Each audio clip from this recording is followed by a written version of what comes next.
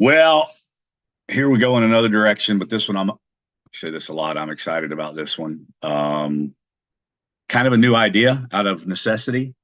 You might have landed here because we're going to share some things as it relates to surviving the NAR settlement. However, we look at it a little bit differently. We look at it as an opportunity to thrive in this kind of new landscape post NAR settlement. Johnny, thoughts on that? I like thrive better than survive. And it's all about mindset and the way that you look at challenges. I always see them as opportunities. And when most people are like running away or panicking, that's typically a good sign that you should be running towards something and looking for opportunities to fill gaps and sharpen your skills. Well, and I like the way you put that when you say mindset, because we think this is an opportunity to rethink the way that things are done in this business, particularly as it relates to real estate agents and the way they've been led, the way they've been mentored, the way they've been used to serve the purpose of the brokerage system, if you will. And when we got into the business, we were very committed, in large part to our backgrounds, to not being a one dimensional business entity, meaning we're starting a brokerage. We were absolutely not going to end up being reliant upon one stream of income, meaning real estate commissions, where our broker partners were working with representing buyers and sellers. We knew that from the beginning, but we did like the quote unquote platform the real estate brokerage gave us to then grow in other directions.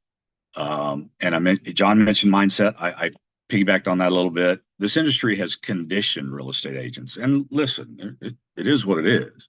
The brokerage model is built the way that it's built. Real estate agents drive that engine, are rewarded more today than they've ever been, but it's still very limited. It's very one dimension. You've got a license. You're a professional. You've got experience and skill sets. There's a lot of leverage represented there that relying on one dimensional stream of incomes isn't taking advantage of. So when we say opportunity to rethink, that's kind of what we're getting to. And it's to take a step back. And what ought to drive your decision making process as a real estate agent?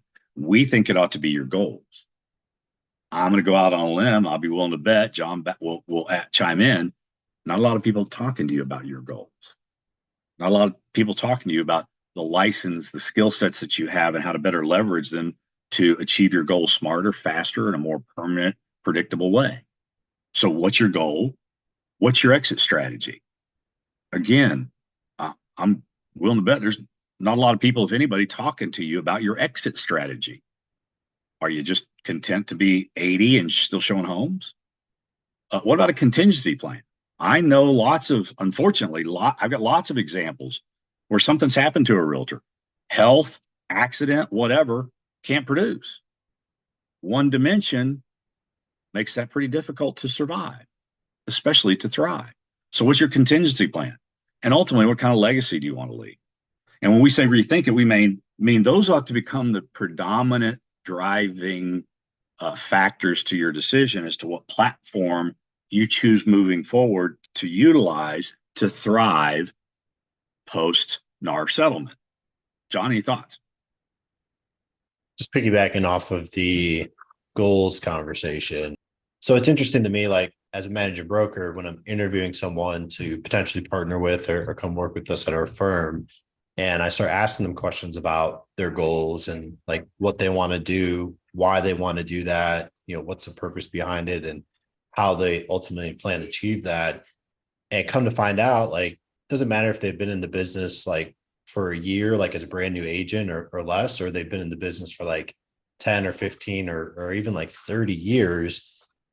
We're typically like the first people having a goal conversation with somebody, which blows my mind because how can you possibly help someone achieve a goal that you've never like shown any interest about or cared to ask about or even like understand why they want to achieve that? So it's it's been, piggybacking off of the industry has set us up and conditioned us a certain way as real estate agents. I think that's one of the things that's a huge missing and a huge opportunity for us to rethink and reevaluate kind of like where we're at and where we're trying to go.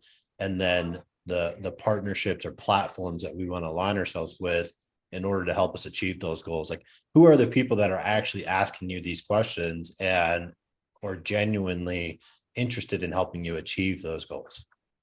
Well, I think that's an interesting way to put it too, because other firms may talk about what your sales or income goal is for the next 12 months, and they may or may not have tools to help you achieve that. You can bet if they're not asking you, again, what did I ask about? What are we asking about? We're asking about an exit strategy, a contingency plan, a legacy, an estate. If they're not asking, you can kind of assume they don't have the tools necessary to help you achieve those goals. We are asking. It might be a good idea to either assume that we have the tools or at least learn a little bit about them. Right.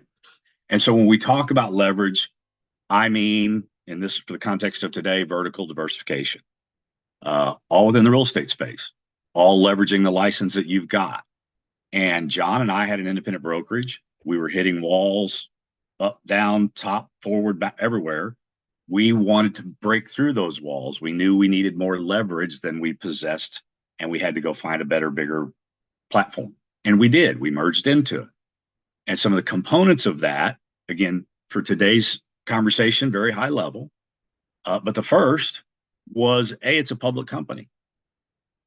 And so we can earn equity, publicly traded shares and positions in that company. Now, before any walls come up about that, look, we're not trying to tell you it's A, get rich quick, or B, that this should be the be all end all.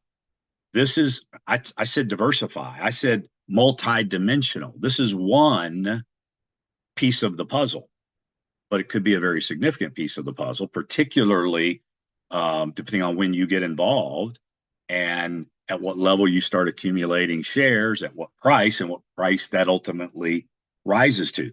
But equity in the company could contribute millions of dollars as a piece of your overall estate by the time it's said and done.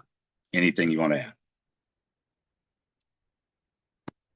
No, I mean, what sticks out to me about that is how important timing is with business, and being in the right place at the right time is obviously very important. I think what makes I don't want to say opportunity, because I think that's kind of like an overplayed word, but I think what makes our platform unique is it's not just like right place, right time. We've got to have a lot of like the right people that we're collaborating and growing alongside with.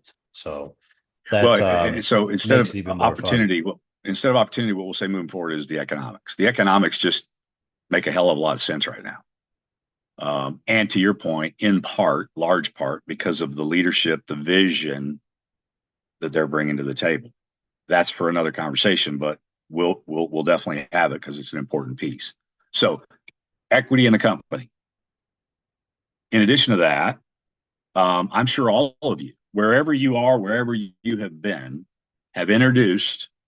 You were at a firm that you enjoyed being at, and you've introduced other agents to that platform, and they got involved. And I'm also quite certain you got nothing for it. Maybe the satisfaction of them being happy. But I'd also be willing to bet that at this point, as we sit here, you're no longer at that firm or those firms, and neither are they. So it was an era that came and went, and you all moved on. With us, we feel like if you're going to make those introductions to this platform for a lot of good reasons, why shouldn't you be rewarded? Why shouldn't you participate in the residual nature of a productive agent as far as the income that they generate? And we do call that revenue share. But again, that's a piece. It's not a be all end all, but you add it now to the equity that you have in the company. You start building a stream of income off of the agents that you've introduced to the platform and their production. And you end up owning that as well. Remember, we're talking your goals. We're talking exit strategy, contingency plan, estate, and legacy. So we better be able to back that up. Any thoughts on that, John? I would say no, I don't have any thoughts on that. You did a good job explaining that. But I mean, at a very high level, it's just maximizing the leverage that your professional license brings to the table. And if you aren't in a platform or with a like inside of a system or a structure that gives you resources and tools to be able to multiply the revenue and multiply the what's a good word, struggling with Well, it the really benefit. is leverage. So you've got a license and you're making effort, and having a stake in the results or the revenue that people you've introduced to the platform create um, is an exponential result on your effort. It continues to grow. It doesn't go away. It's predictable. You own it. It's a part of your estate. All because you've got the license and skill sets you already possess, and you're just doing it what you're already doing on the right platform. So, lastly, for today in this conversation, again, more vertical diversification. We own a title company. We own a mortgage company. Those are additional opportunities to create streams of income that will contribute to your overall legacy. It might be that extra stream of income that allows you to invest in a multifamily investment. It's an extra stream of income. Why not use it that way? And we can get into more of those details, but just know that's an additional part of it. So for today, again, thriving in this new environment, rethinking your approach to the business. It's an opportunity to do that and create unparalleled, predictable